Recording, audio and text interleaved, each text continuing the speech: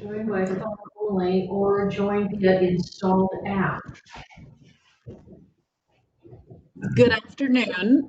Thank you for joining us. We're just going to wait another moment.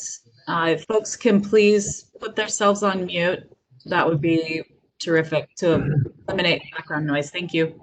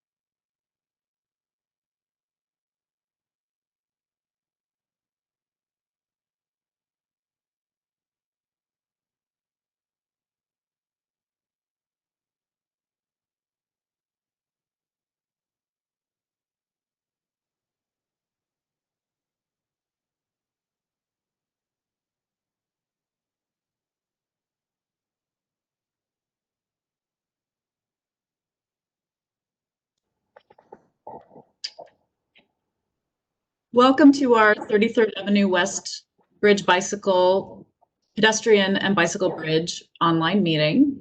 We'll be getting started in about 1 minute. And if you can please turn your videos and mute yourself, that would be terrific. Thank you.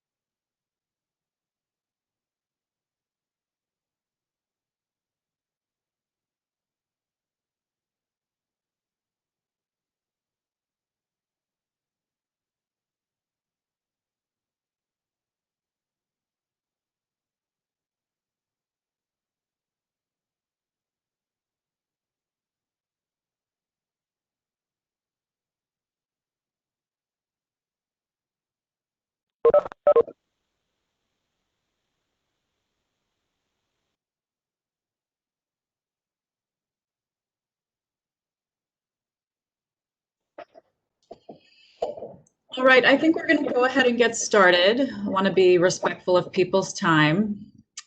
So some folks will be joining in as we kick it off here. So I want to welcome you to this online meeting for the 33rd Avenue West Pedestrian and Bicycle Bridge project. Throughout this presentation, you will be able to submit questions using the chat function. Please note this feature is public and can be seen by everyone. Questions through the chat function will be moderated, and our team will respond to as many as possible at the end. Closed captioning can be enabled by clicking the bubble icon with the 2 C's in the bottom left corner next to the animal icon.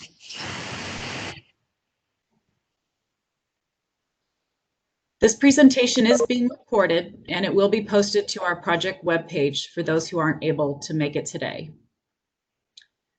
So in order to make this the best possible experience for everyone, if you could please refrain from using your microphones and your video camera, that would be terrific. So now we are going to play a pre-recorded video we've prepared, and then afterwards we'll come together with panelists on camera for the Q&A discussion. Again, thank you for joining us.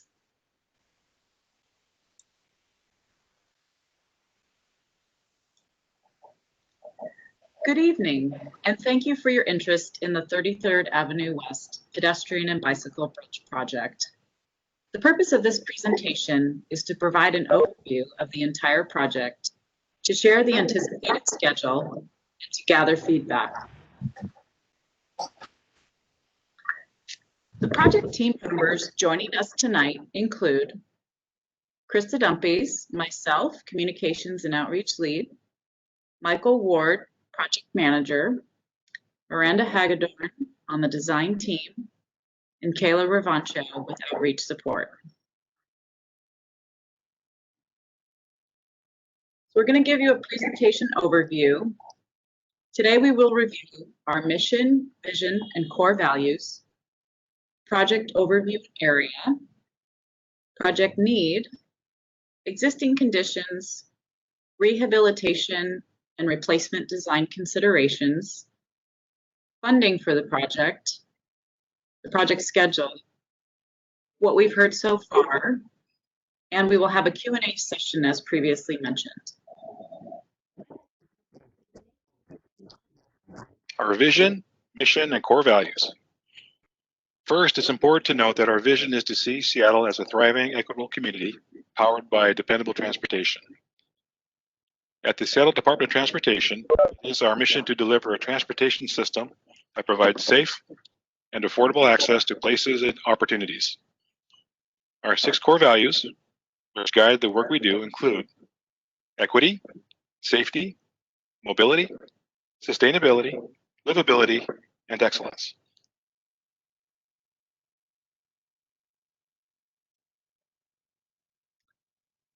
Our project overview. We are evaluating options to rehabilitate or replace the 33rd Avenue West pedestrian and bicycle bridge located in Magnolia.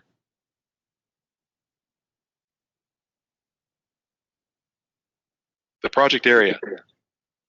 Located in the Magnolia neighborhood, the 33rd Avenue West pedestrian and bicycle bridge is near the Salmon Bay waterfront.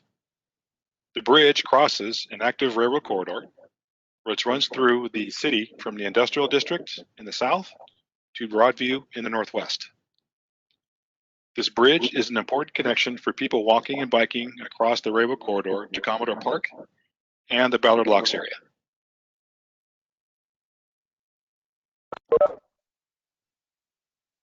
Project need. While it is still safe to use, the bridge is showing signs of deterioration and is near the end of its useful life. As we explore the options for rehabilitation or replacement, the project team is using the following criteria: short and long-term residential impacts, demand for walking and biking, keeping in mind that the Ballard Locks are currently closed, which has an impact on the bridge's use, environmental impacts, bridge maintenance, and cost. We would like to note that there are no plans to remove the bridge.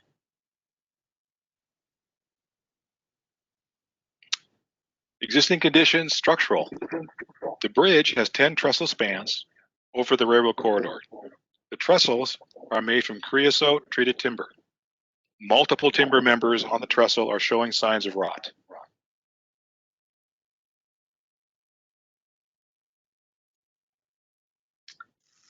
Existing condition approaches. On the south approach, the asphalt path is cracked and there is a slight vertical drop where it meets the timber bridge deck. On the north approach, multiple bollards are located on the west side of the street. However, more bollards need to be added.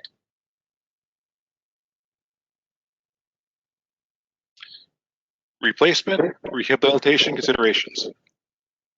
Replacement and rehabilitation considerations are centered on incorporating safety requirements for bicycles, roadway improvements at the north approach, and ADA standards updates.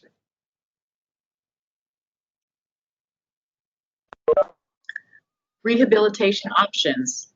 Rehabilitation options are likely to include updated railings, new decking and/or repairs to existing decking, structural repairs, foundational strengthening, and widening of the bridge.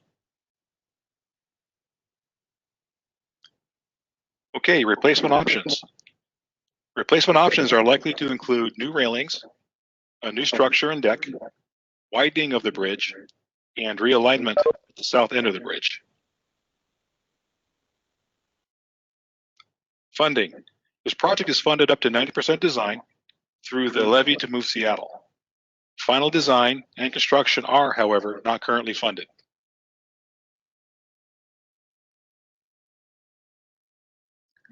Schedule. The project team anticipates that we will reach 30% design by the end of this year, 60% design in early 2021, and 90% design in mid-2021.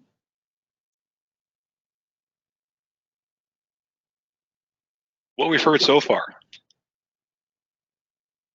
Thanks to you, we've heard that road conditions around the bridge are important, and we've got feedback on the bridge landing and width. We understand that the closure of the ballard locks are affecting travel counts. Access to the bridge during construction and affects the neighbors are very important, and the need to have ADA compliance.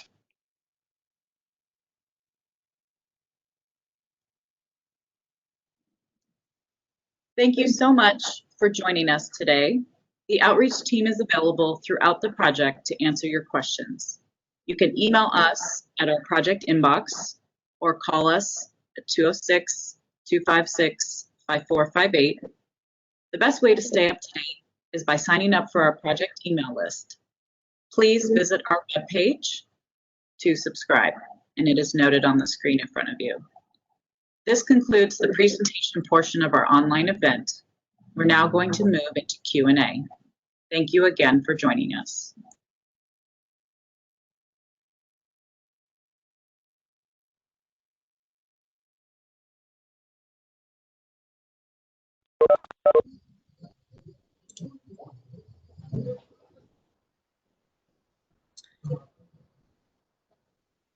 So thank you very much for joining us today for our 33rd Avenue West pedestrian and bicycle bridge project. Thanks to those of you who have submitted your questions via the chat function. As we mentioned earlier, we'll do our best to get to as many questions as possible, but we may need to follow up after the presentation should we run short on time. So again, please feel free to submit questions in the chat. Our project team is on video and going to be tag teaming to answer these questions. So we'll go ahead and get started. A few questions here. All right. Again, if you can please mute yourself, that would be great. Oh, did I just do? Are there any plans to improve the roadway conditions approaching the bridge? So I will take this one. Currently, there are no plans to improve the roadway. The bridge that we go over to the railroad tracks on when we go to Kiss Cafe? Sorry, I'm going to mute everybody. Sorry about that. So currently there are no plans to improve the roadway. However, our project team is investigating potential impacts to the roadway on either side of the bridge as part of this project. All right, another question. Travel patterns have changed due to COVID-19 and the Ballard Locks closure. How is the project team assessing the bridge's level of use while keeping these unique circumstances in mind? So I'm going to have Michael, our project manager, go ahead and answer this one. So we realize that the Ballard Locks closure and the COVID-19 pandemic have impacted travel patterns for many people. There are no plans to conduct an official count of bicycle and pedestrian traffic, but we are using the many avenues to collect feedback from this event about level of use under normal circumstances.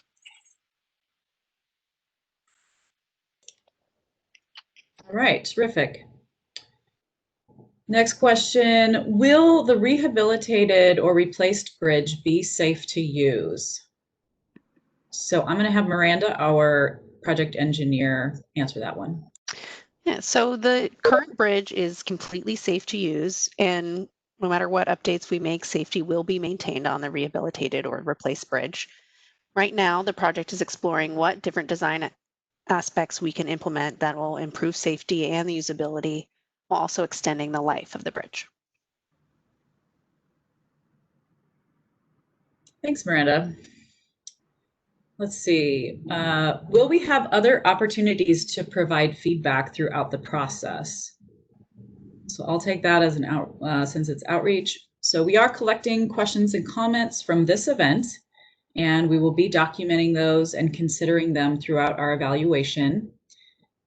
And then throughout the project, you can also share your thoughts and ask questions by emailing the project inbox, 33rd Ave West Bridge at seattle.gov, or calling our project number, 206-256-5458.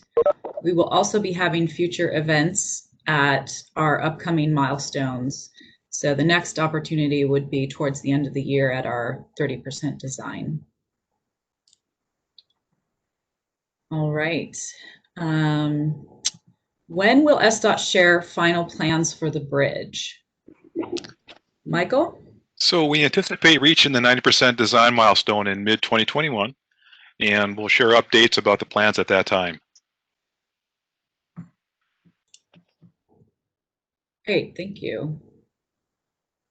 And why was the soil being evaluated and what were the results? So Miranda, our engineer. Yeah, so whenever we do a new construction project, we have to do soil sampling. It's required. And for this project, we needed to get new information about the soil and the groundwater conditions beneath the piers to make sure nothing has changed.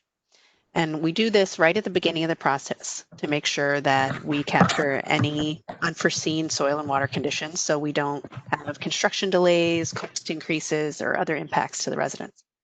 So the results of our soil evaluation showed that the soil around the bridge is suitable for bridge rehabilitation or Welcome replacement. to WebEx. Press 1 to be connected to your meeting.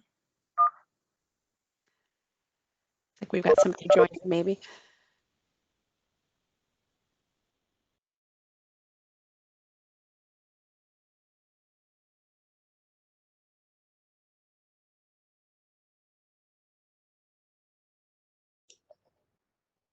All right. So let's see. Got a question here. I believe the project needs to include non-slip surfaces, low-level lighting. Bicycles should have their own lane or have signage that bikers should walk their bikes. Lighting and non-slip surfaces should go all the way to the south approach. So that, thank you for your input. If anyone on the team wants to make a comment on that, I think this is more of input that we will definitely be documenting. And this is feedback that we have received, and it's definitely things that we're looking at as we go through our design. Safety is definitely a big concern in anything that we do updating the bridge.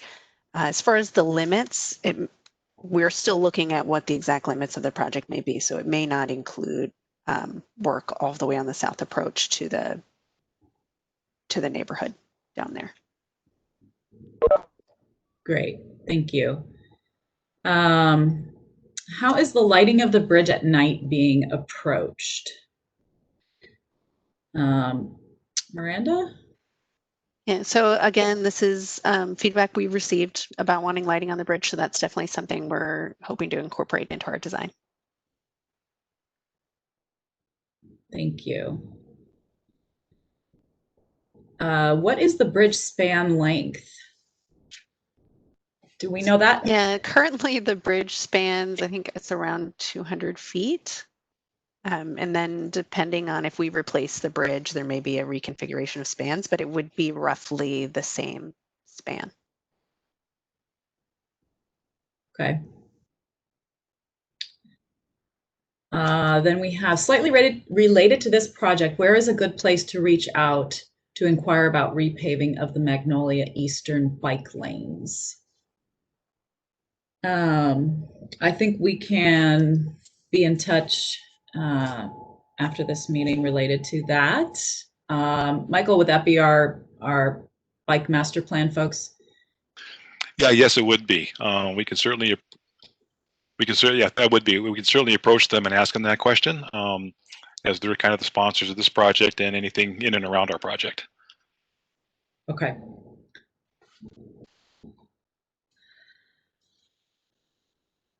All right. Another question, are you coordinating your plans with the Army Corps of Engineers who manage the locks? Michael, you want to take this one? Yes, we're gonna, once we get to a preferred alternative next year, then we're going, 30% design, we're gonna initiate an environmental process that will include the Army Corps of Engineers. And so we have an environmental specialist side of the project that will help us with that.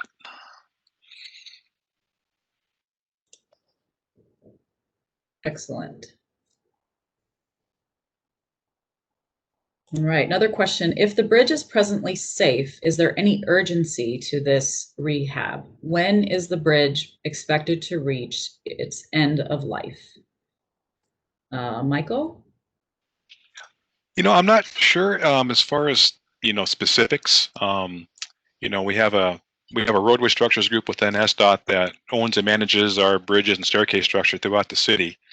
And so they do annual inspections on each structure, and they come up with both qualitative and quantitative assessment of where this is at, of all of our structures. And so obviously, as part of the Move Seattle levy, this project was considered a high priority. I don't know if I've heard like of an end date on its current configuration of how much longer it would last, other than when they do run into deficiencies, they do spot improvements and spot fixes on a regular basis to make sure it stays safe. And so part of the equation is when does it make more sense to spend money on a new structure or rehab structure as opposed to fixing a current one?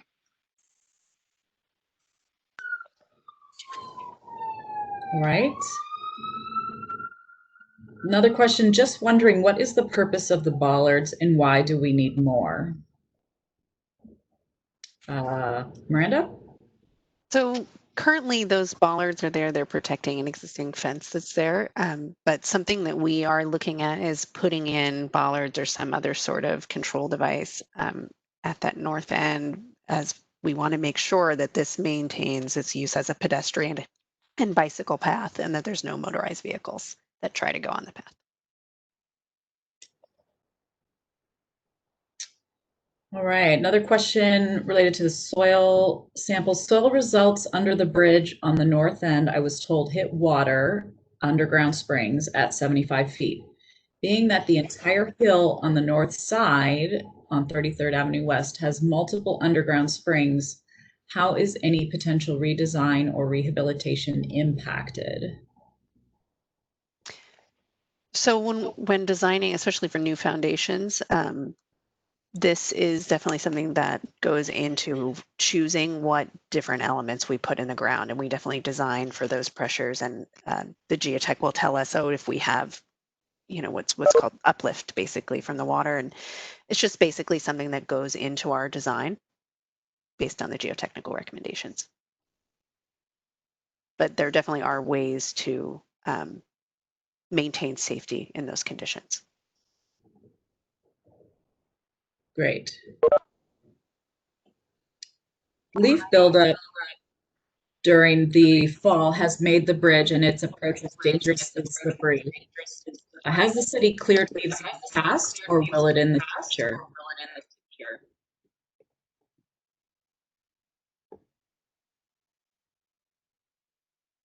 Well, that's something I'm going to have to go back and take to some of the SDOT divisions that do maintenance. Obviously, roadway structures is one group, and then we have another division that looks at such things. And so a big part of that is just making sure that they're aware of the situation. And so we can certainly take a look at that.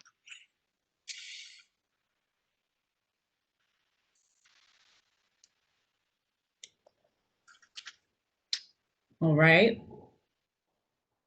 Someone made a comment, I second the need for non-slip surfaces. The bridge is especially slippery when wet. Also, I would like to see it widened to include bicycle space. At present, it is too narrow for two-way traffic that includes bicycles. And there's a question right below that about will the bridge be widened? So perhaps we can address both of those. Michael, did you want to take that one? Yeah, certainly. So we have the, like we mentioned before, the bike master plan group who kind of helps regulate and operate our biking and ped system. In this sense, biking. And so they do have a minimum what we're looking for, because right now I understand it's fairly narrow. We're 4 to 5 feet. And correct me if I'm wrong, Miranda and Krista, but I think they were looking for a minimum of 12 as an outcome of our project. And so we're going to be taking a look at that, maybe something wider, maybe something narrower, but definitely that's something we're looking to shoot for.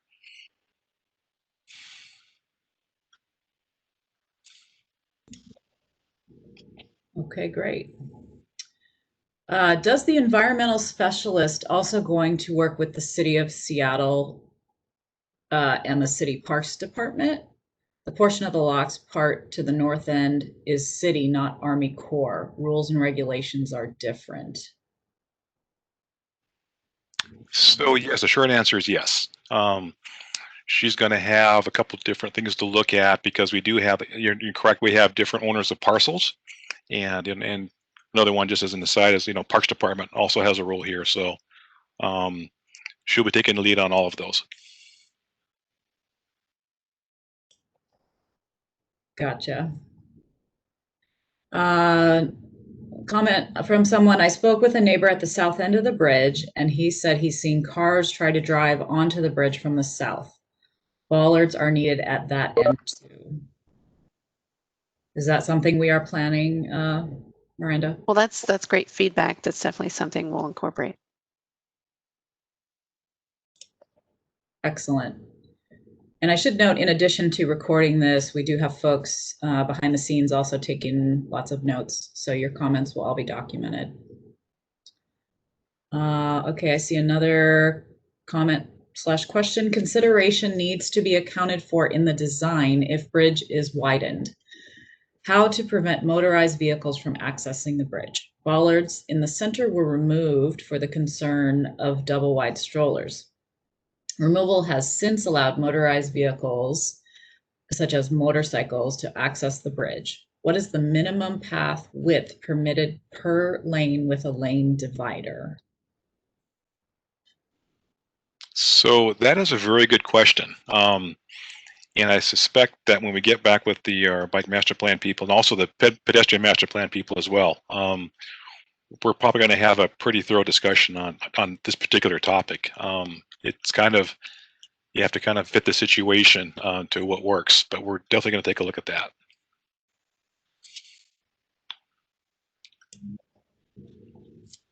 All right. Please address the likelihood of obtaining full funding of the project, the anticipated cost of the project, and the anticipated timing of obtaining funding.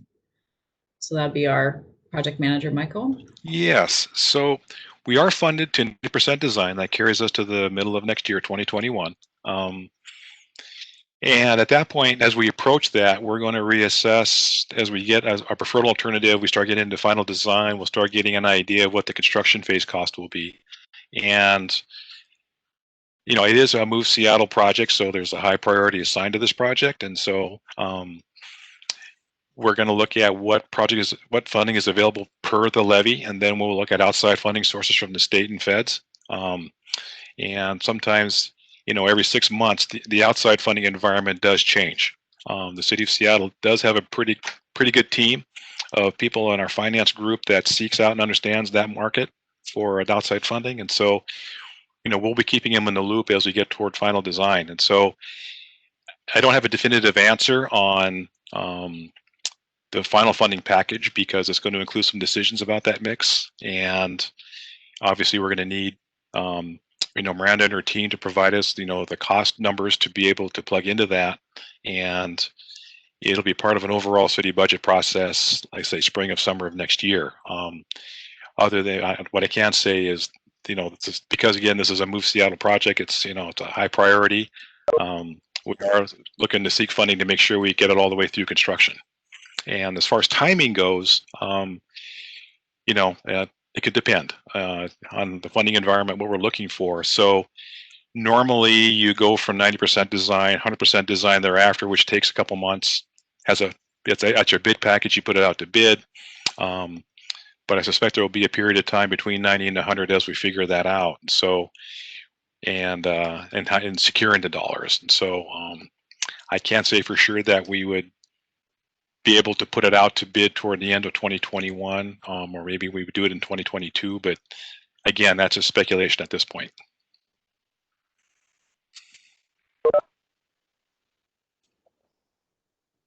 Thank you.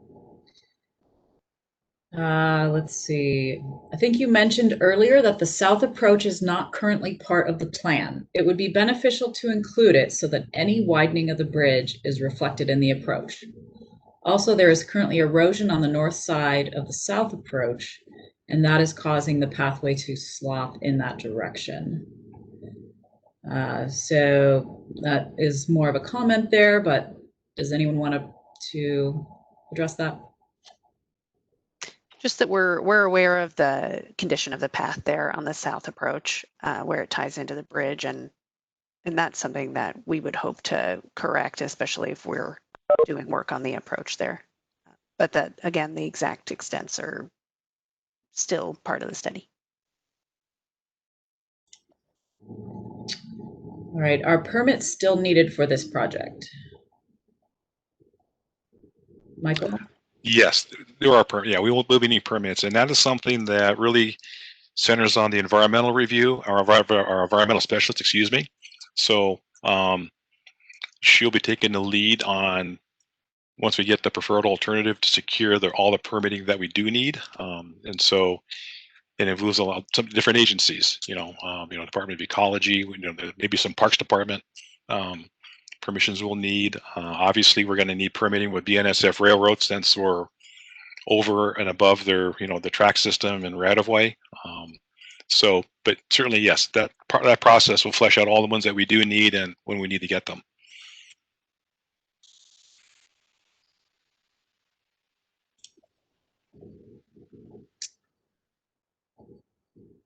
All right.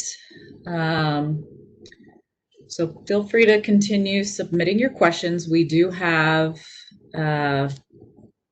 till 1 o'clock, so we will be staying till then.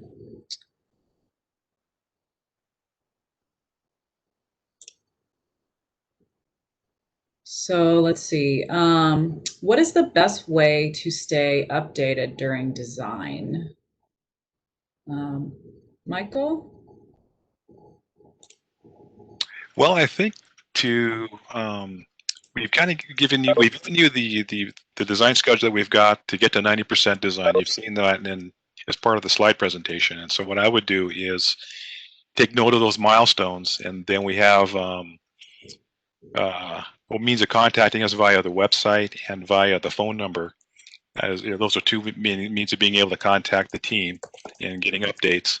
I'm sure we'll have periodic updates on our website that shows the progress of where we find ourselves during the design process. And so that would be my preferred, the recommendation to do is to follow those avenues of inquiry. All right. Let's see here. Are neighbors closest to the bridge being engaged? So Miranda? Yes, we have been in touch with the project neighbors through multiple outlets, and we recently had a workshop where we gathered feedback from everyone. We're going to continue to stay engaged throughout the life of the project with these close neighbors.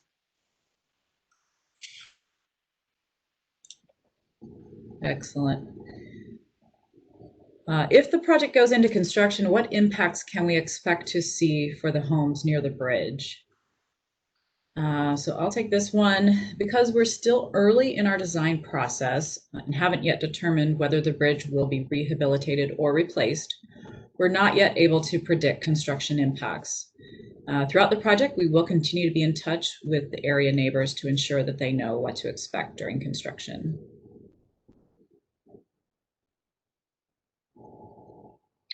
Alrighty. A couple other ones. Will the bridge and path be ADA compliant? Michael? Yes, it will be. For the portions of the bridge that we touch with new construction or rehabilitation, the approaches, as we touch those and you need to modify those, we'll be working with a team within SDOT that oversees ADA compliance with our design. And we have been in contact with them, so they're aware of our project. We also have a project engineer on the city side who's works with the Ped and Bike Master Plan people, and he's very familiar with what's needed from a ADA compliance point of view, both with approaches, the profile, whatever we decide to build. And so they'll be thoroughly involved in our design process.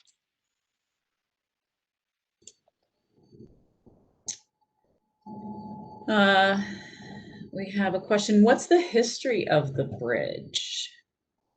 So Michael, do you have a little bit to share on that? Yes, I do. And so I'm going back to some documents. As I myself and our right-of-way person did some research, I think the bridge was constructed right around 1910, right 1920. So it's been around for many, many years. And the original structure. And so, and again, it was a pedestrian only at that time. And and pretty much since it's been built over almost 100 years now, that it's pretty much followed the same function that you see today. Although I'm sure there's more bike traffic than there once was, obviously when they originally built it. So, and that's the history as we know it. And I'm sure for those of you who've been around the neighborhood for a long time, it's been there for as long as you can remember. So, and a part of that is obviously over the years, we've kind of developed more of a bike ped infrastructure that surrounds it, makes more use of it.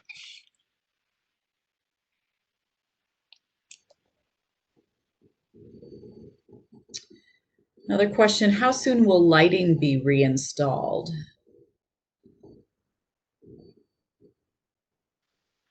So curious, so was there lighting installed to begin with at some point in time on the structure? It might be one question we're going to take a look at. Obviously, we're going to take a look at lighting as part of our design. And so if you're talking about putting new lighting in, that will be incorporated. Well, as we look at lighting levels, incorporated in our design, take a look at that. Obviously, that would come in with whatever we decide to construct. And then so it would follow that timing.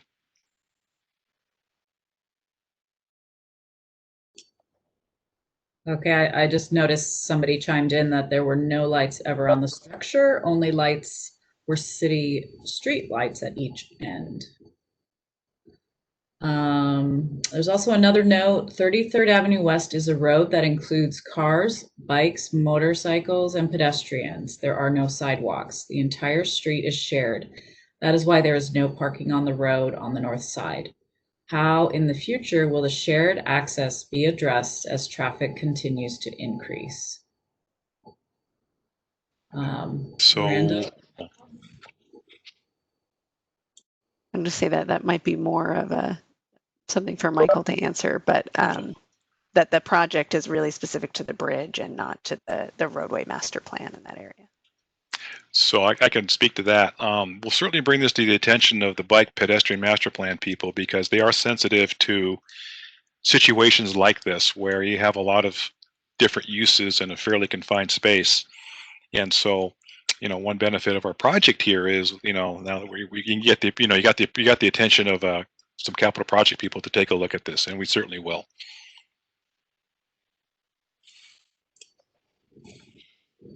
Okay. Another comment, please don't use that yellow paint on the button-like surface that's being used on curb cuts throughout the city. It's slippery when wet, which seems to defeat the purpose of the textured surface. So I believe that's referring to on the curb ramps with the ADA compliant, where it's got that textured surface. Do we plan to use any of that on the bridge that we know of?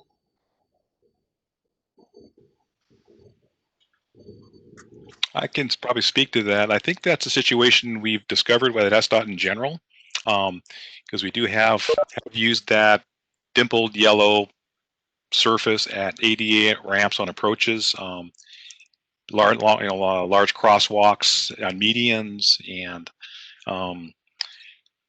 I don't know if we've looked at other surfaces. I think we have, and so that would be something, if that's a concern, we'll definitely take a look at. Yeah, it is something that we are paying more attention to. So we'll definitely take that comment down and approach the bike and ped people on that.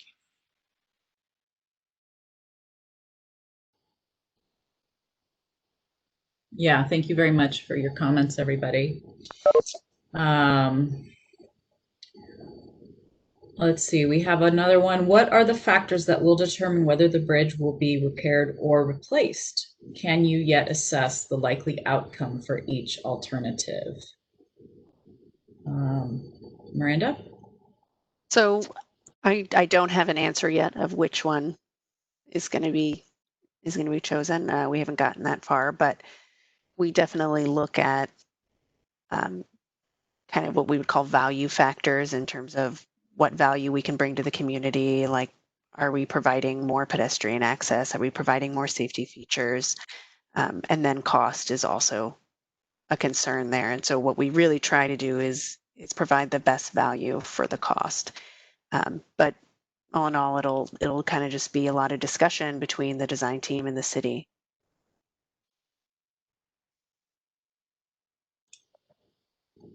Okay.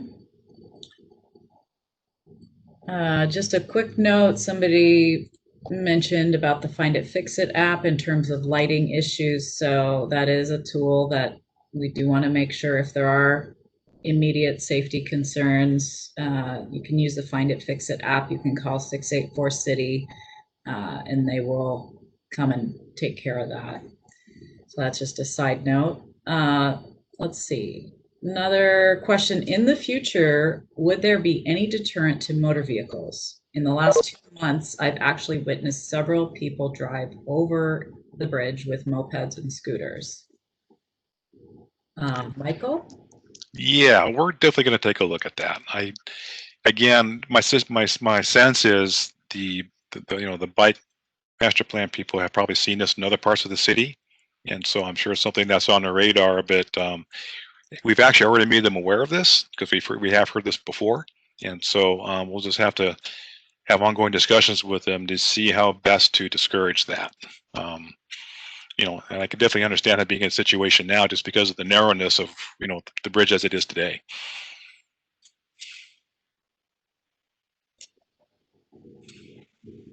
All right. So we have about 15 or so minutes left. We'll keep going with some questions. Feel free to keep chiming them into the chat.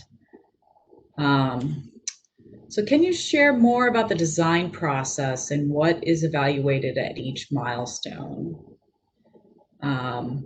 Michael, you want to take this one? Yes, and so the reason we're having a lot of outreach effort currently between now and the end of this year is because we're getting to the 30% milestone is when we are going to take a look at the various alternatives as Miranda and her team give new information. The boring information, survey information, taking the inspection logs of from roadway structures on the condition of the existing structure, as we work with the bike master plan people, the ped master plan people, our ADA group. All those will weigh in on the various aspects of what Miranda and her team discover as they go about looking at the various alternatives. And so that's why it's important to get as much feedback and data this fall to feed into that, because one of the outcomes of our 30% design process is to say, okay, here's 3 or 4 alternatives, and here's the one that makes the most sense, given the criteria that we want to address. And that includes a lot of things. Obviously, things I mentioned before, the bike ped people, what their needs are, many of the safety aspects that have brought up on our conversations like this today. Also, cost is a consideration on what we decide to do. North and south approaches, kind of weigh in on that as well. And ADA compliance is obviously a big issue. I don't anticipate, regardless of the alternatives, that our permitting will change much depending on which alternative we go with, because while you can have some shift here and there, by and large, we're kind of staying in the same general corridor area. So so when we get to 30% design, then that's something we'll be settling on. And then as you go from 30 to 60, 60 to 90, that becomes more of a technical exercise in refining the design, looking at the constructability, what's the best way to construct the structure that we've settled on, or the alternative we settle on. I know the bridge industry is pretty creative about what they can come up with during construction, but we'll be including those people. And obviously, as part of all that, our environmental permitting, which is really overall permitting. I mean, even though we call her our environmental permitting specialist, she also makes sure that we have what we need from right of way and the Parks Department, which is obviously a neighbor and partner in our project. So that's kind of the general flow of our design. Thanks, Michael.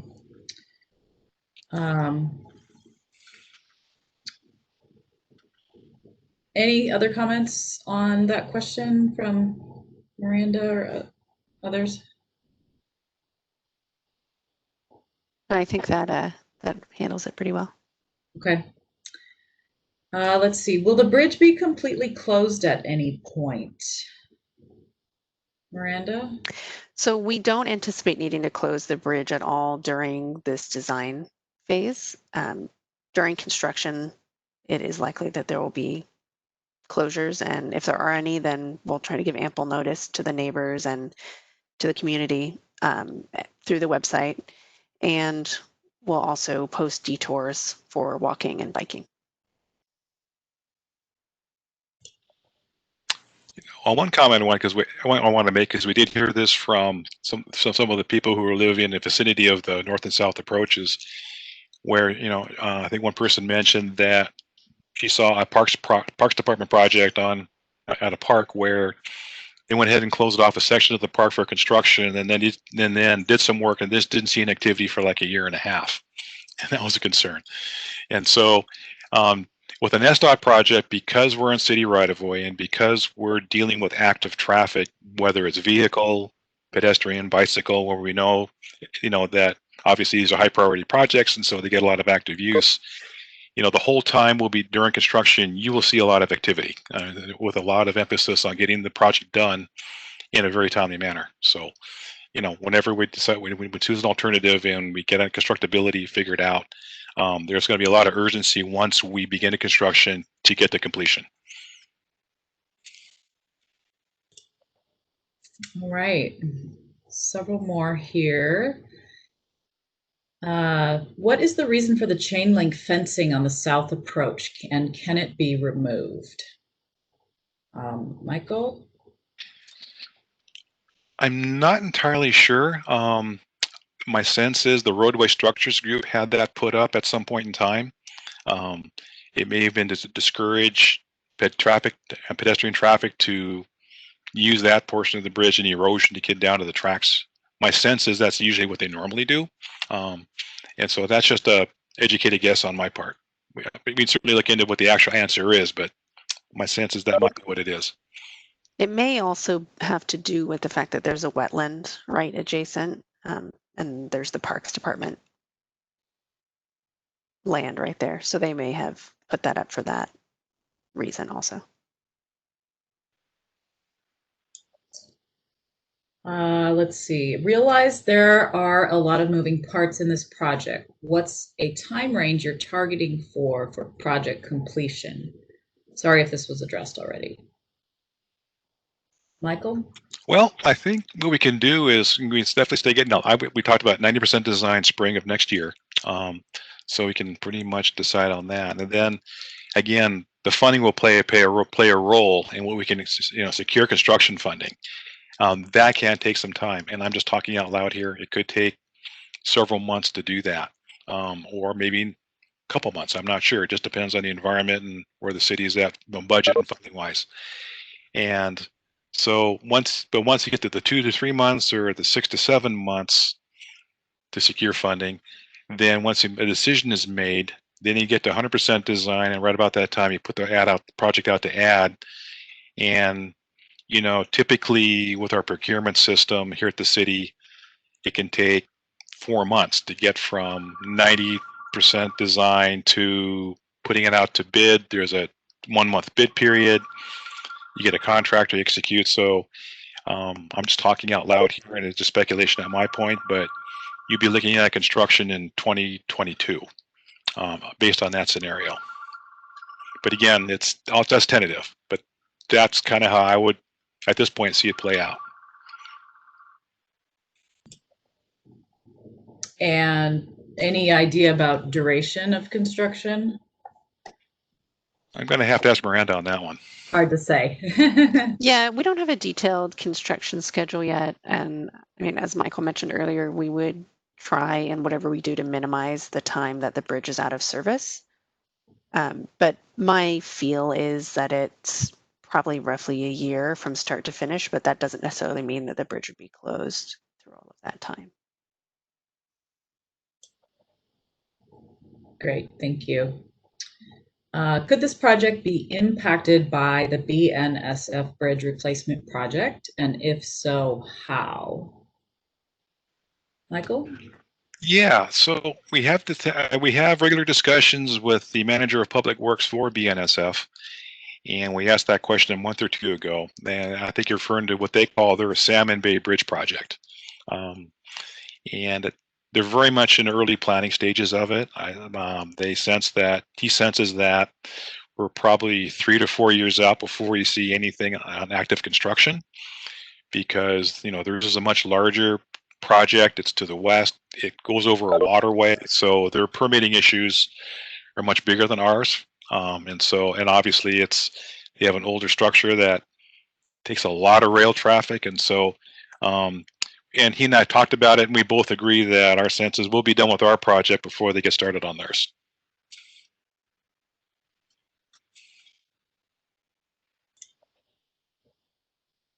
Great. All right, just about 5 or so minutes left. Another question, can we expect detours? And if so, how much notice will we receive? So I'll take that one. If detours are necessary during construction, we'll provide as much advance notice as possible via signage, email, and web updates and other materials. So we do encourage you to sign up for our email list through the project website so that you'll receive updates as they arise. All right. Not seeing any other questions. I know some people have dropped off the call. Any other questions people want to chime in? At this time, of course, you are always welcome to email us, call us after this meeting. And just a reminder that this is being recorded and we will be posting it to our website. So if you have any neighbors who wanted to join but couldn't, let them know. They can access that recording. Let's see, there's a comment here. For clarification, scooters and mopeds, Washington state law and Seattle ordinances apply to e-bikes and e-scooters relating to speed capability. All right, thank you for that. All right, so I think we're going to go ahead and wrap up. I'm not seeing any other questions. This has been a very lively meeting, and really appreciate all your comments and questions and engagement with this project. We look forward to continuing to talking with you. We will be circling back with you at our 30% design milestone towards the end of the year. So thank you again for joining us for the 33rd Avenue West Pedestrian and Bicycle Bridge Project online presentation. It was a pleasure engaging with you all today. We appreciate your time and feedback. For questions after this presentation, please feel free to reach out via email or phone. Have a good rest of your day and take care. Thank you.